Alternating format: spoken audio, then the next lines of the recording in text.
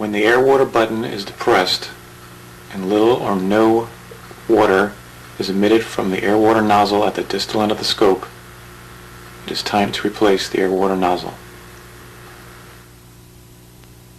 First, locate the air-water nozzle. It is the bent metal stainless steel tube which points towards the image guide lens or the video CCD lens.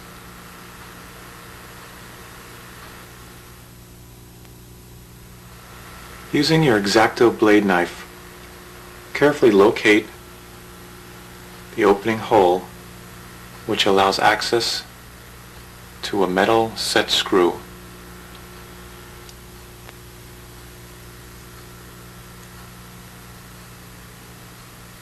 Once the hole is located, usually parallel diagonally to the air-water nozzle, carefully remove the black RTV.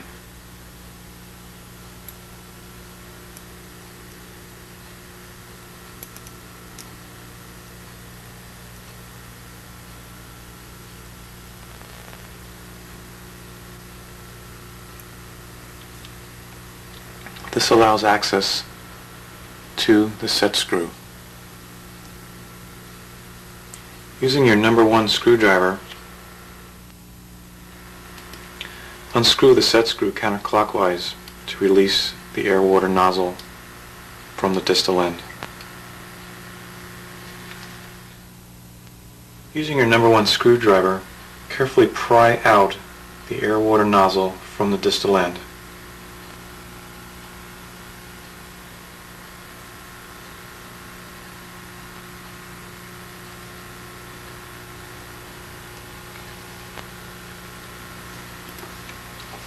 Using your X-Acto knife, carefully clean out existing black RTV from the air-water nozzle hole.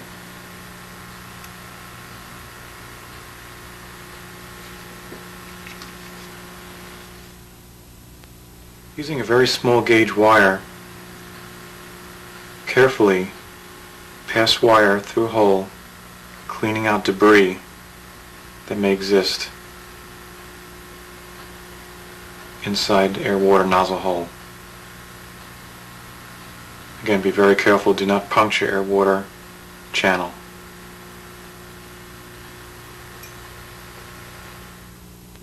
Bring the connector of the endoscope near the body section.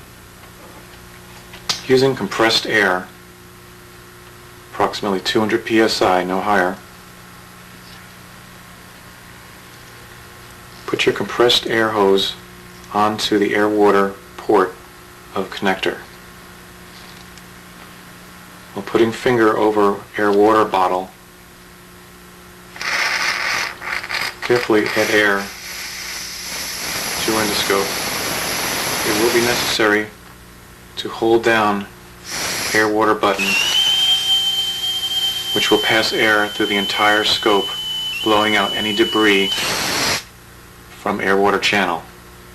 It may be necessary to ask a second person to hold down air-water button.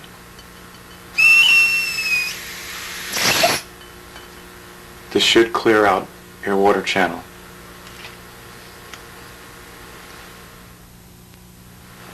We will now replace blocked or broken air-water nozzle with a new air-water nozzle, either for 100 series gastroscope or 100 series colonoscope.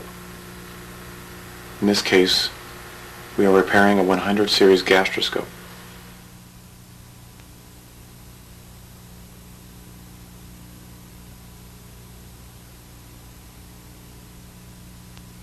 Using your RTV black, squirt a small amount of black RTV onto thin gauge wire.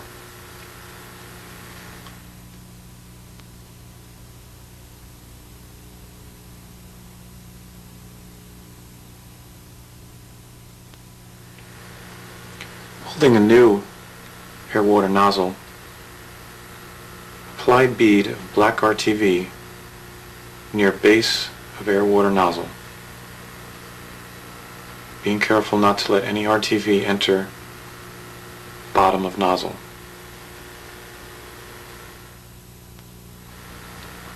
Slide in the new air-water nozzle into opening, being sure that nozzle is pointing over image lens. Push lens down as to flush with image guide and distal tip. Once nozzle is flush with distal end, using number 1 screwdriver, tighten, set screw to nozzle, hand tight,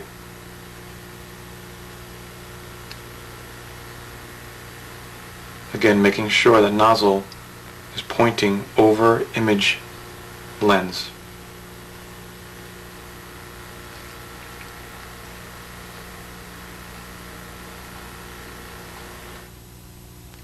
Using your fine wire needle, black RTV,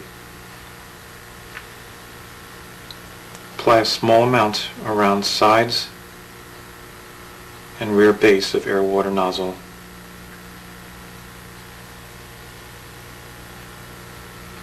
Be very careful not to let any black RTV enter through nozzle tip. Also use the remainder of black RTV to cover set screw hole. Be sure to fill hole entirely with black RTV.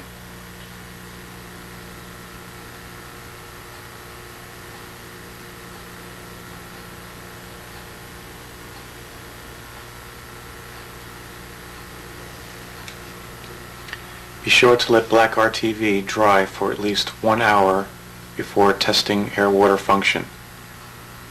This glue must be dry in order to pass through cleaning and sterilization units. Once you are sure the RTV is dry, hook up the endoscope to a light source. Hook up the air-water bottle and test to make sure that you have the proper air and water. Put your finger over the air-water button, which is the blue valve. Hold your finger over and be sure that you're getting sufficient airflow. Proper airflow for Olympus endoscopes is 90 cc's of air in 5 seconds. Test the water function by depressing the air-water valve down. Be sure you're getting proper water flow out of the nozzle across the image window. Olympus water should be 30 cc's of water in 30 seconds.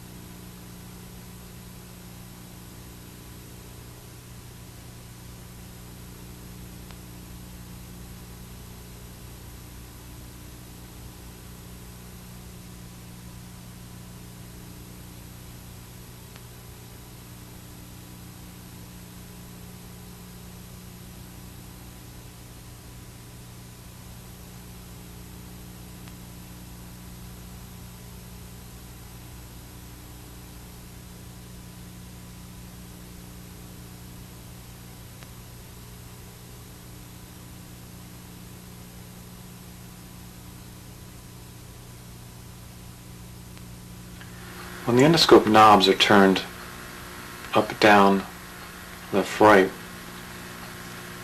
and the distal end does not move each time these knobs are turned, it is time to adjust the play and the angulation.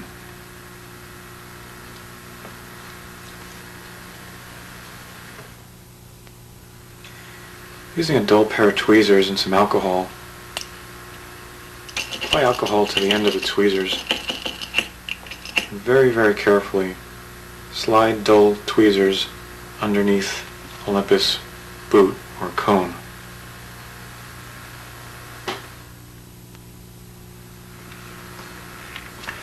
Apply alcohol around the entire diameter of the endoscope. Carefully twist off boot cone from body section.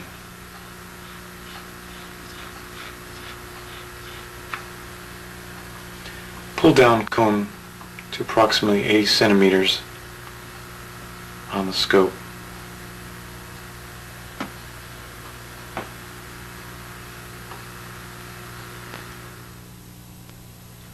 If the cone or boot is very difficult to remove by hand, it may be necessary to use a pair of pliers with a soft rubber padding as not to scratch the boot cone. It may have to be removed in this fashion, again if it is too tight.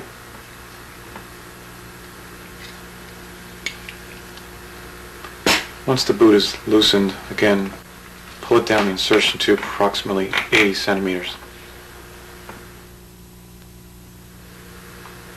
Unscrew and pull down the first body section ring.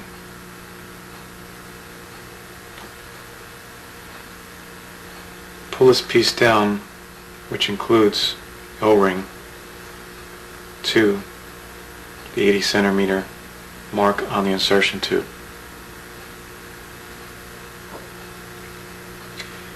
Using your C-wrench tool, slide tool up and over insertion tube onto body section. With the tool, feel for the two indentation marks in the body section ring and unscrew counterclockwise.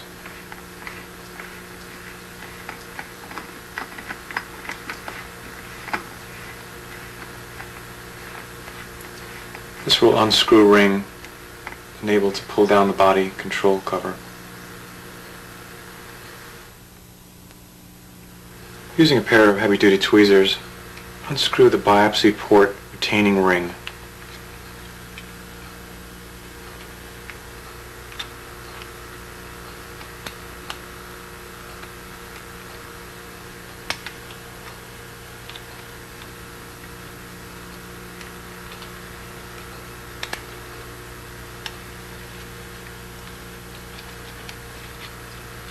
Note, if it's a 130 series, it will be a black O-ring cap.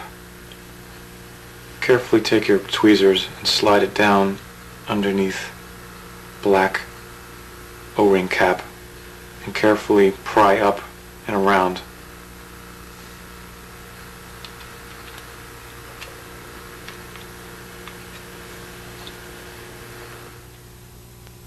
Once ring is removed, again take your tweezers and remove the biopsy port locking key, which has a small indentation to fit in tweezers to be able to pull out and remove.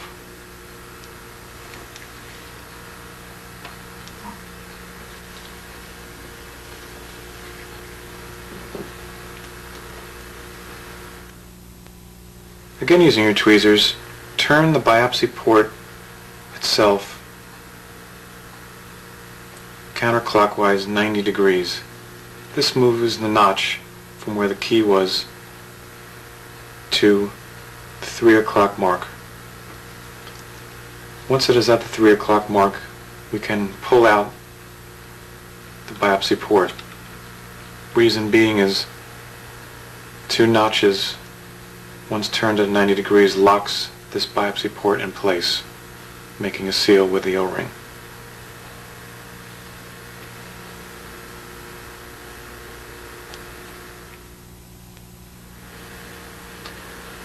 Once the retaining ring and biopsy port has been removed, we can now pull down the control body section.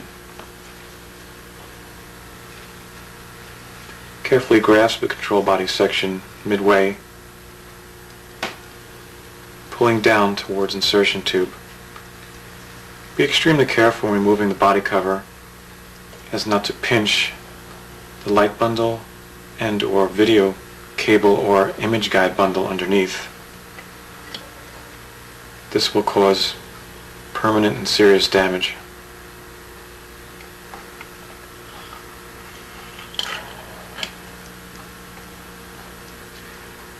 We have now exposed the angulation control assembly for adjustment. Now that we expose the angulation control assembly, we can now dismantle it to adjust the plating cables and the angles to manufacturer's angle specifications.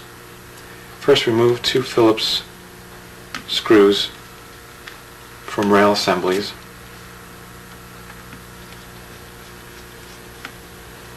These are usually the 2 Phillips screws which has red Loctite on top of each screw head.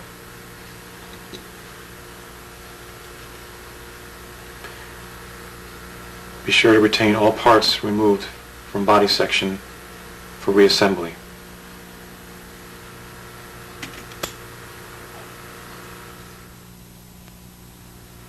Unscrew 2 Phillips screws which hold down angulation control block. There is 1 screw on top and 1 on the underneath side.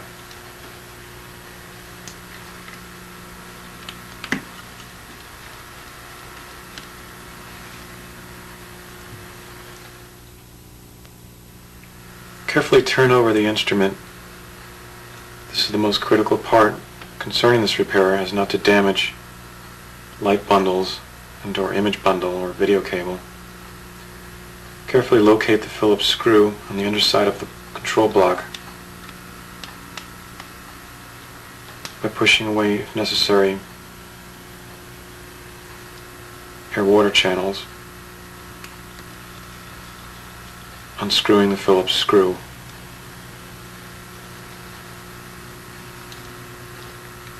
Also on this side, it may be necessary to push very carefully aside biopsy channel.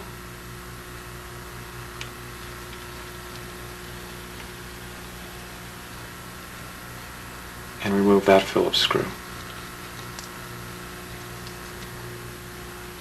Turn the instrument back over.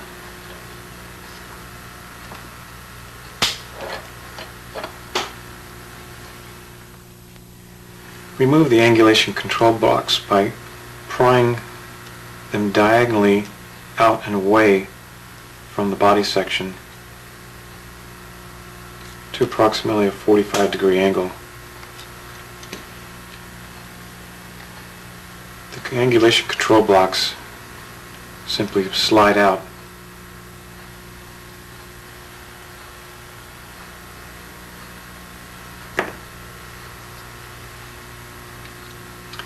Remove the angulation control guides with your tweezers. There are 4 of these, 1 each for the up, down, left, right cable. Be careful not to misplace or lose these small copper ferrule tubings.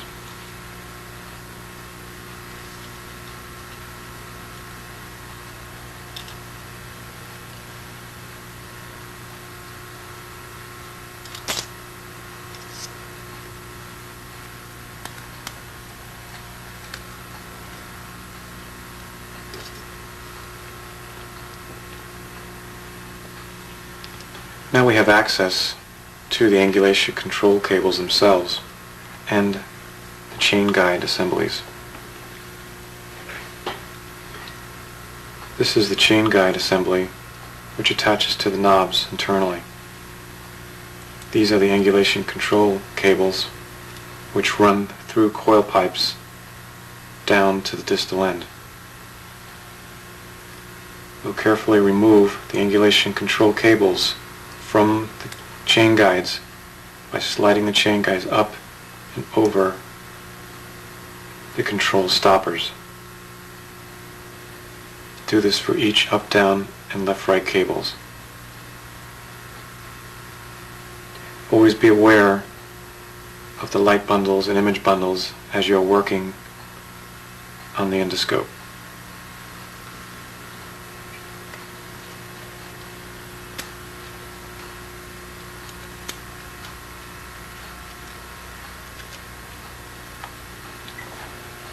Please be sure to keep each specific cable in their holder.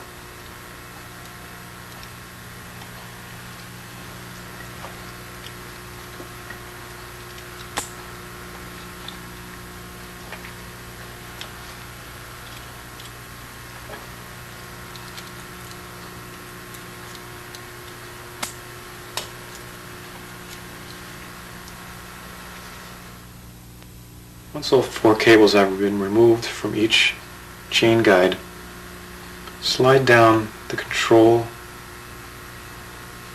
block ferrule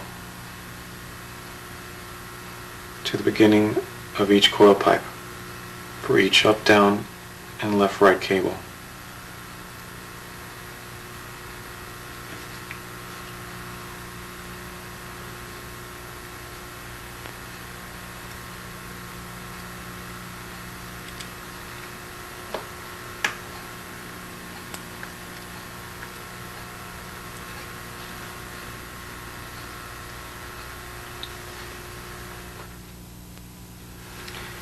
Each control stopper cable must match up to the notch in the chain guide block. When the cable has play in it, usually the end of the control stopper is 4 to 5 millimeters away from the middle of the angulation chain guide block.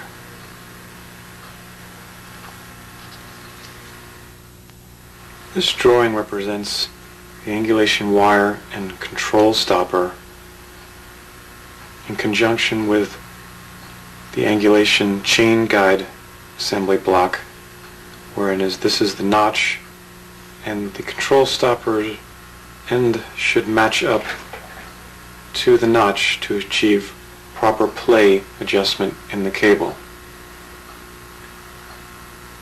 We shall now resolder angulation stopper to meet exactly the control block notch.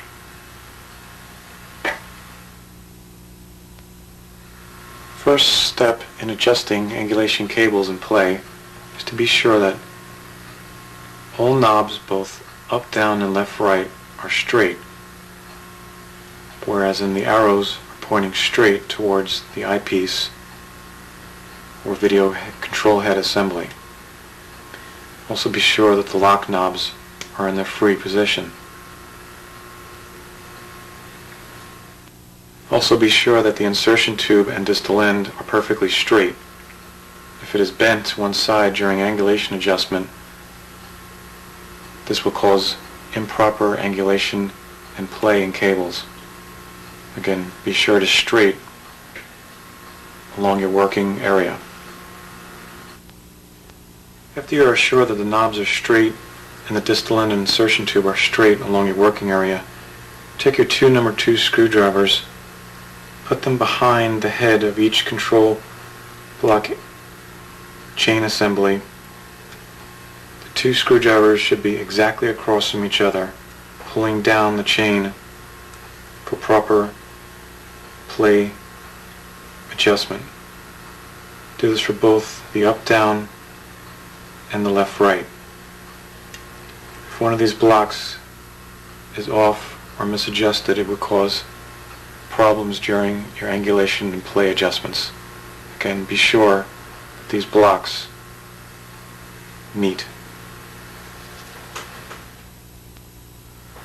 You can view the blocks easier here, directly across from each other.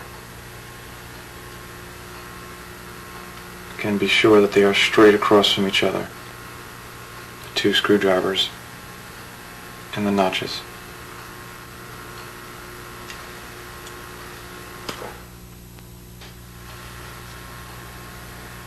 With this particular instrument and the play and cables, we have come to the conclusion that the cable needs to be adjusted approximately 2 millimeters, meaning the edge of the control stopper meeting the notch in the chain guide block.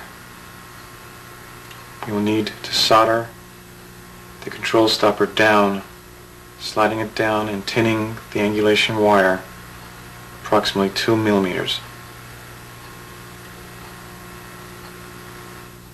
We will now proceed to unsolder the control stopper and move it down approximately 2 millimeters.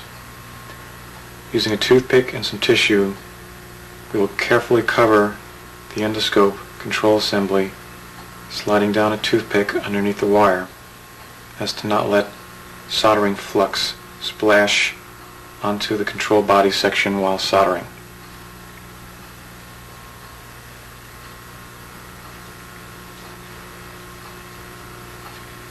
Using another toothpick and solder flux, we need to cover the entire control stopper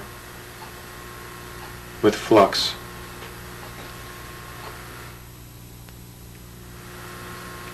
Again, making sure that the entire control stopper is covered with the flux.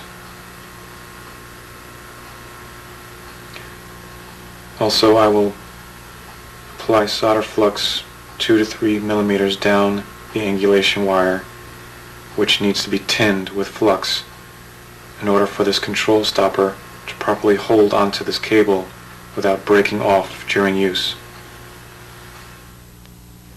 Using a quality soldering iron and a small amount of flux and a small amount of solder,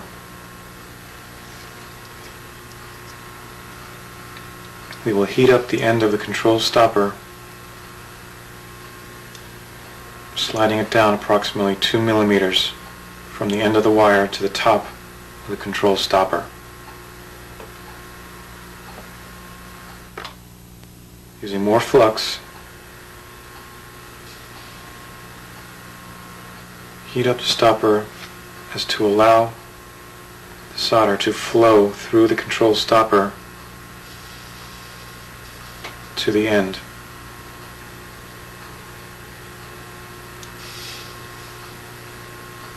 This allows solder to flow again through the control stopper and to tin the angulation wire.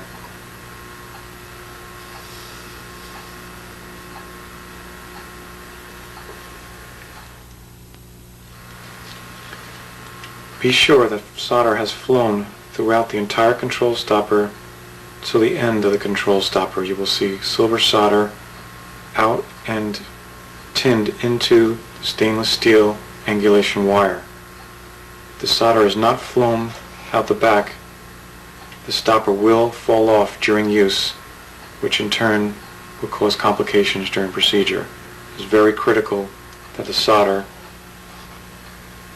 is tinned to the wire and out the back of the control stopper. Before we actually cut the cable, we must be sure that the angulation chain guide blocks are directly across from each other. Using two number 2 screwdrivers, grasp the back of the angulation chain guide blocks and be sure that both screwdrivers are directly across from each other.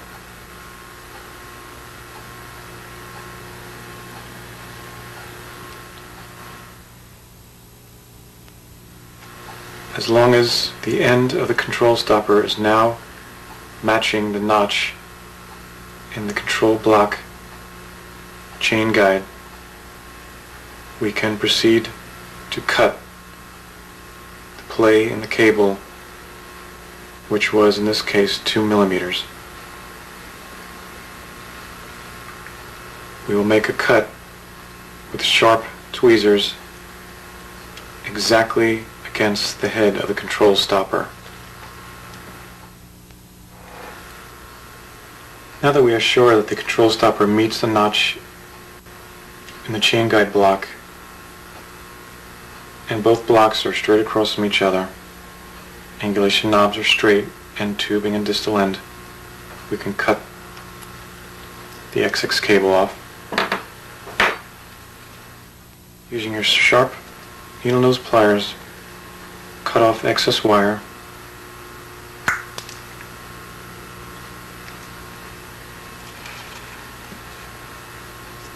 You will do this for all 4 wires, both the up, down, and left, right cables.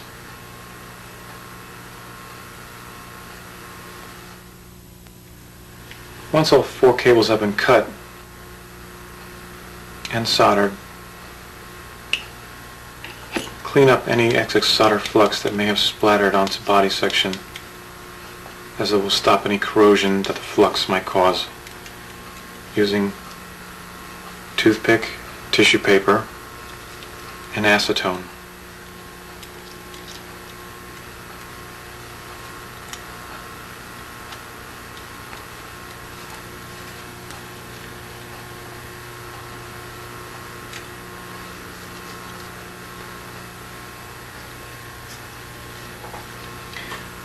Place angulation wire back into chain guide control blocks by pulling back up copper ferrules onto control stoppers.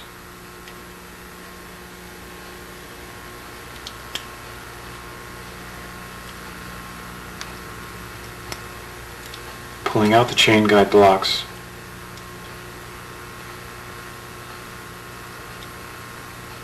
And reinserting wires into chain block.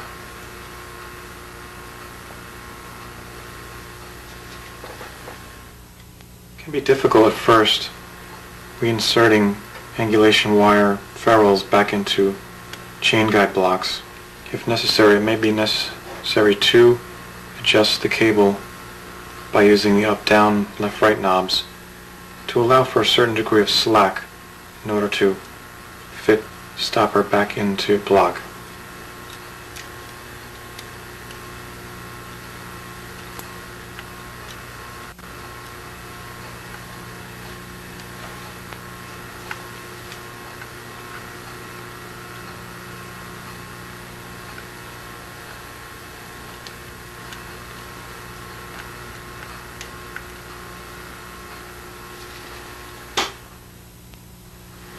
Also be certain that the coil pipes stay in their respective slots .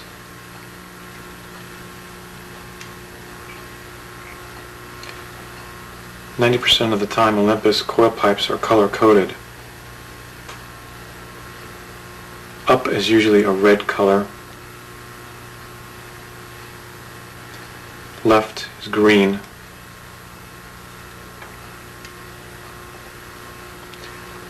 Down is usually black,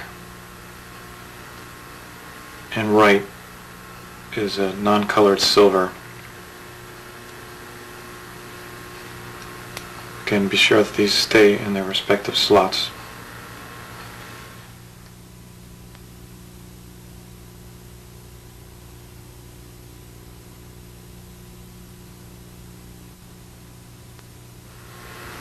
Once all wires and coil pipes are in place, we will now check for play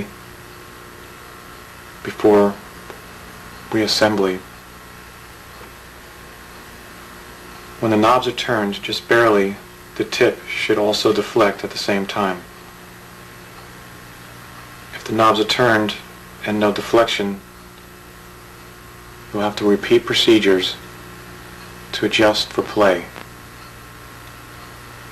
It goes for both up, down, and left, right. Tip should deflect as soon as knobs are adjusted.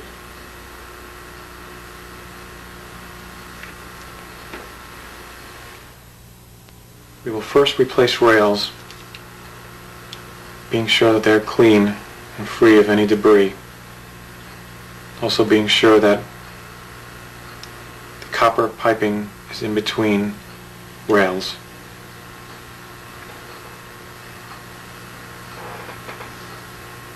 Rails have a slot and fit into receptacles inside the control body. Put them in at a 45-degree angle. Then slide them in and through rails without overlapping.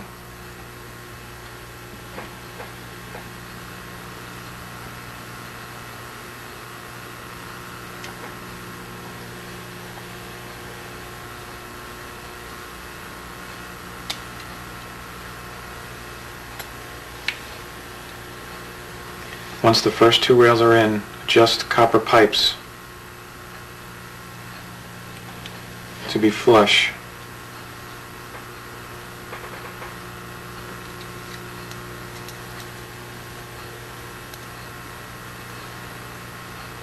Using our Phillips head screwdriver, we'll take one of the longer Phillips head screws, sliding it through the top and through the copper ferrule tubes.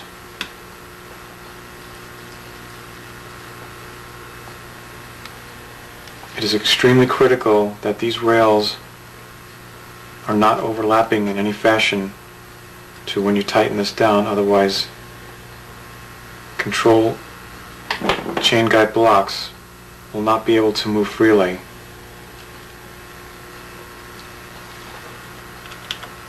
Tighten down only hand tight.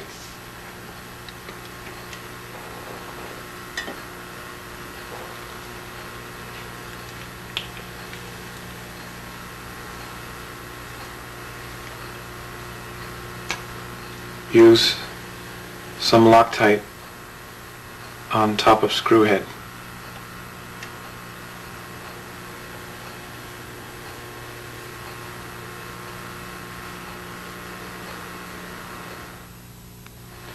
Again, for other two cables, once rails are straight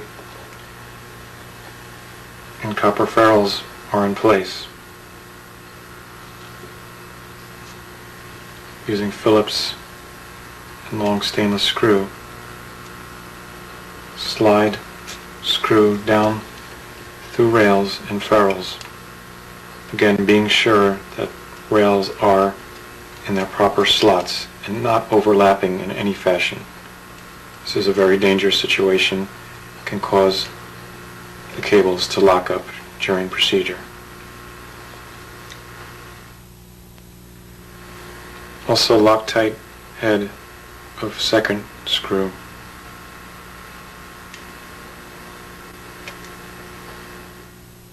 Next step is to insert the angulation block.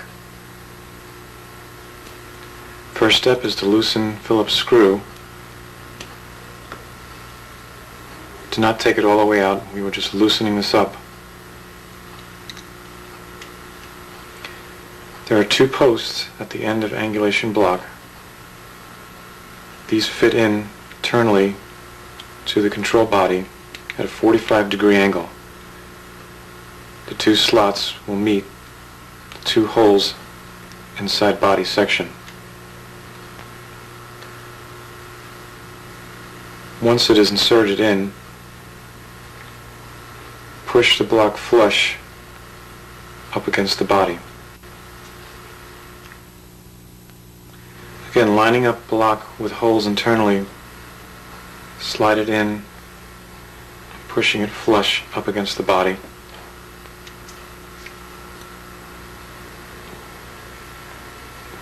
Using Phillips screwdriver and small Phillips screws,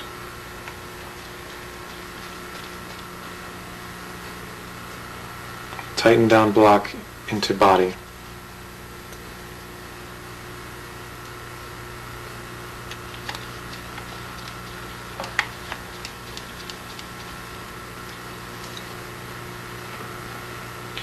Turn over the instrument.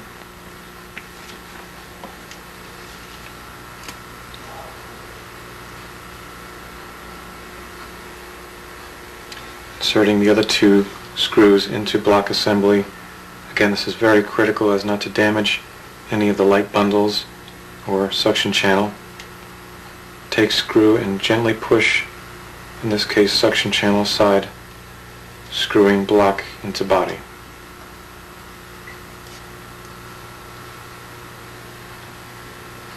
With this block, gently push away light bundle and air water channel to gain access to screw hole for other block. If there's any slide or pressure applied to any of these components, it could cause serious damage to the endoscope. It is very critical that you do not damage any of these components. Turn the endoscope back over and remove the angulation brackets from each block.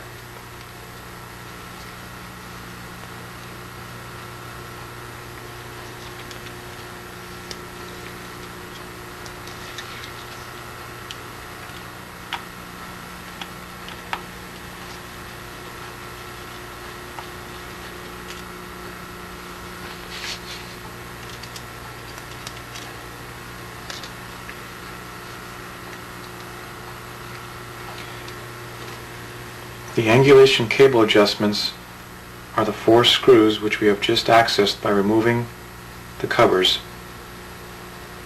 They can be adjusted either anti-clockwise or clockwise.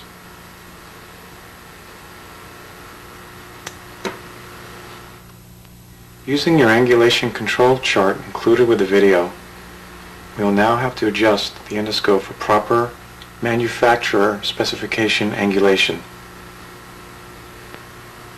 To adjust for proper angulation, consult Olympus operating manuals for proper angulation. In this case, GIF XQ20 Olympus gastroscope will need an angulation adjustment of 210 up angulation.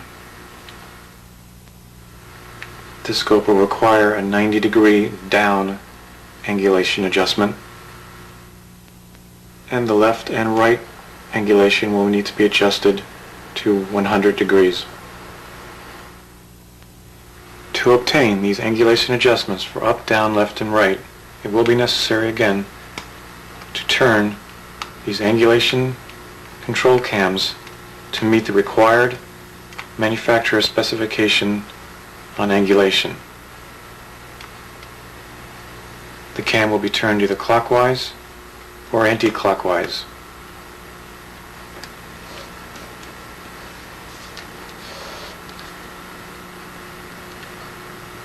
Moving the up, down, and left, right knobs to their fully extended position,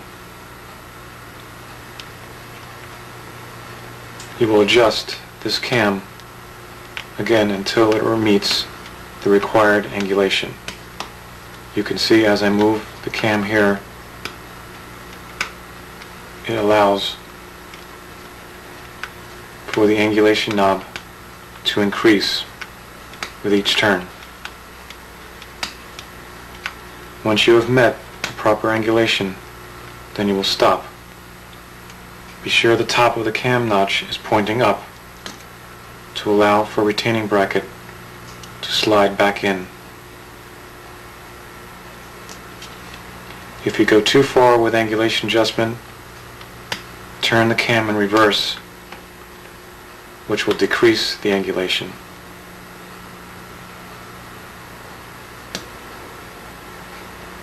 Always check it to your angulation chart and the Olympus manufacturer's specifications. Once all 4 cams are adjusted for the up, down, left, and right, we will now reinsert the control stoppers with the Phillips screws.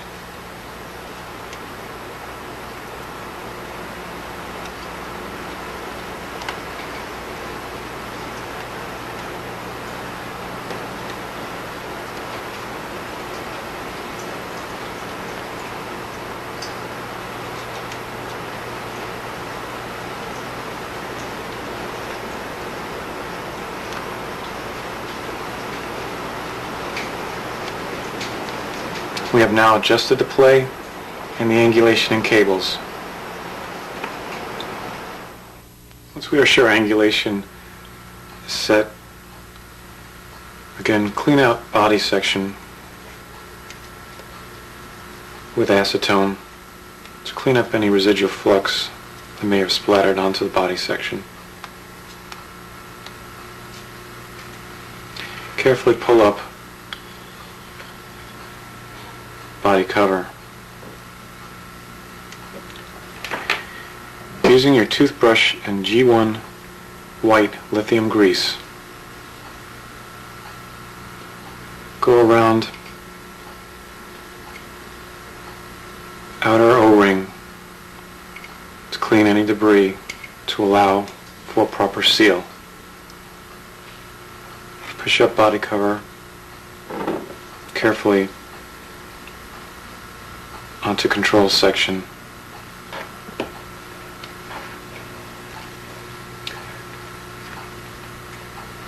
Slide up retaining ring into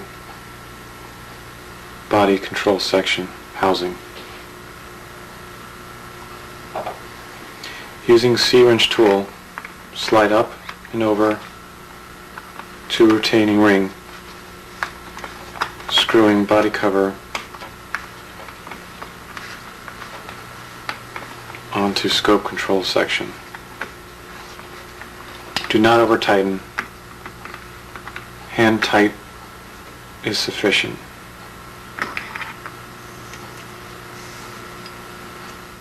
We'll now replace biopsy port assembly. First, we will take biopsy port, cleaning off O-ring with white lithium grease, which will allow for proper seal. Slide body housing at a 90-degree angle towards you with slot at 90 degrees. Then using tweezers, slide port to meet notch in body housing.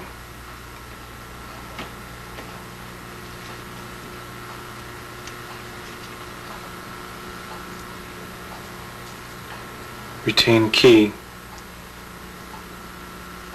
for biopsy port, sliding it into notch at top.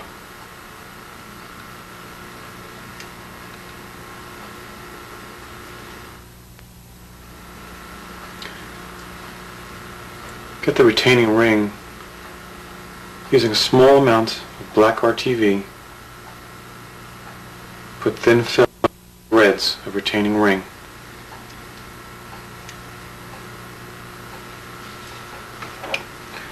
Slide up and over biopsy port onto body housing. Screw retaining ring clockwise onto biopsy port.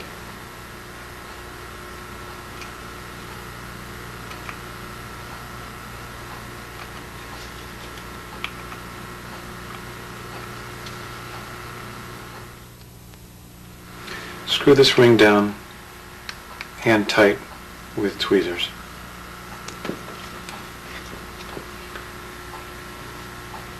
Next step is to pull up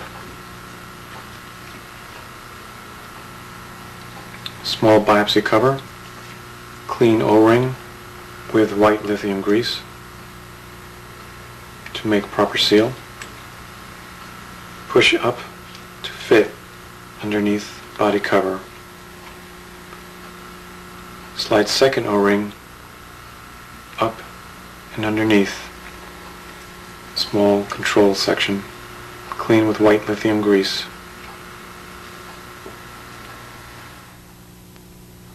Using a pair of dull tweezers, use some alcohol on the tips. Carefully slide underneath cone.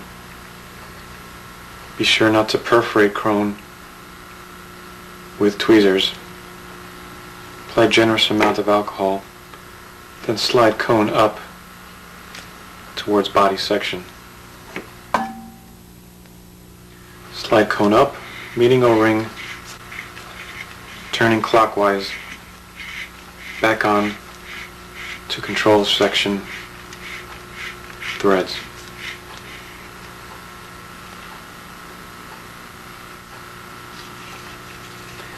Clean any grease or dirt that might have accumulated on insertion tube, only using tissue and alcohol or soap and water. Once angulation control adjustments are made,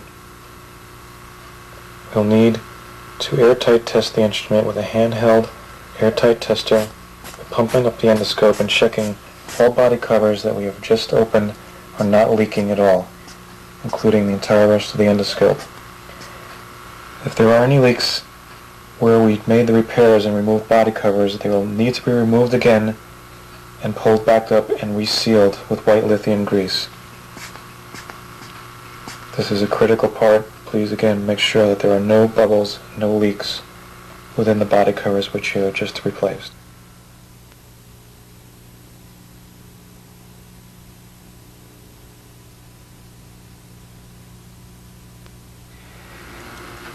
If the flexible endoscope has holes or cuts or tears in the bending rubber sheath, it will need to be replaced.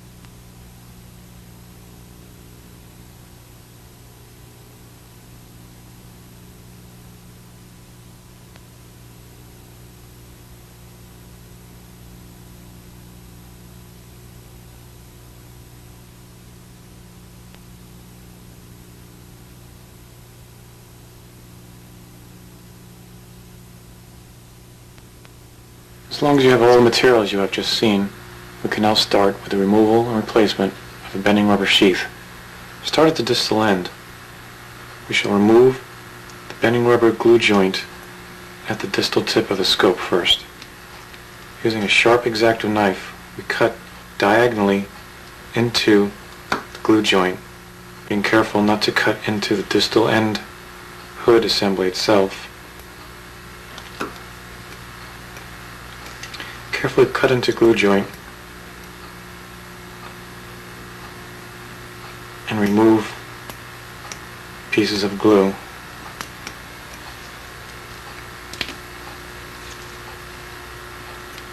It will be necessary to make several cuts with X-Acto knife.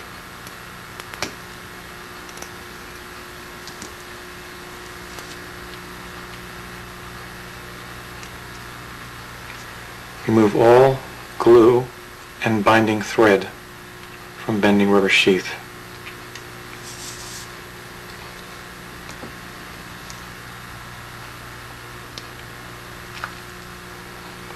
This exposes bending section underneath glue.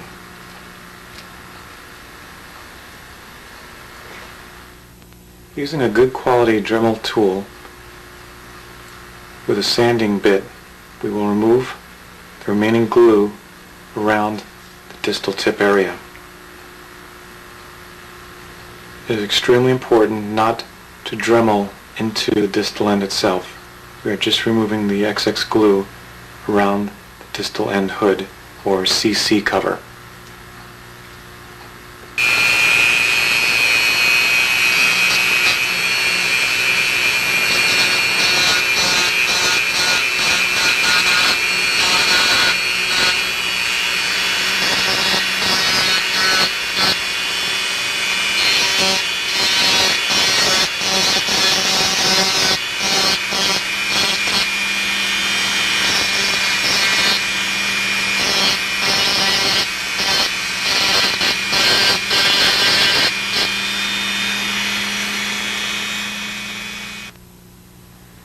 Dremel all glue off around the whole diameter of the distal end CC cover.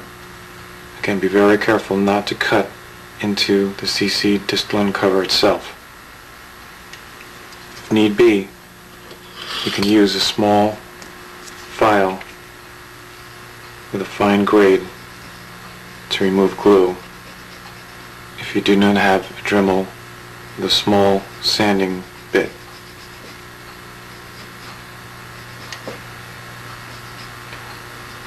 File is slower, but it works just the same, and you decrease the risk of cutting in to the distal end hood.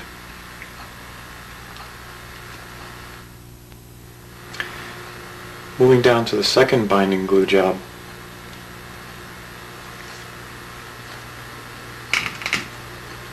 we use a good quality Scotch tape wrapping around the base of the second glue joint, bringing the tape around 2 to 3 times. This will protect the insertion tube from cutting and nicks from dremeling or filing. For added protection, you can use ordinary paper towel by wrapping it around the insertion tube below the tape and the glue line.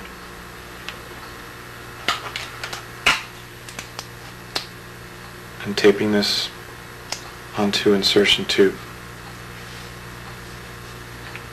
This will also protect insertion tube